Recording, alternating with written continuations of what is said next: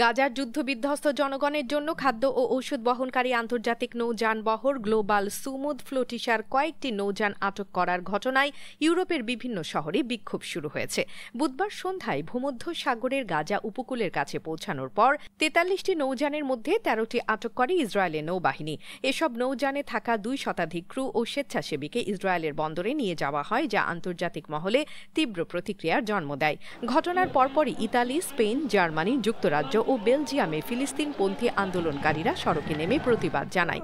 ইতালির রোমে তেরমিনি স্টেশনের কাছে শত শত আন্দোলনকারী জড়ো হয়ে আটক নৌযান ও যাত্রীদের মুক্তির দাবি জানান। তারা আশপাশের সড়কে যান চলাচল বন্ধ করে দিয়ে স্লোগান দিতে থাকেন, ফ্লোটিলা এবং ফিলিস্তিনের জন্য সবকিছু বন্ধ থাকবে।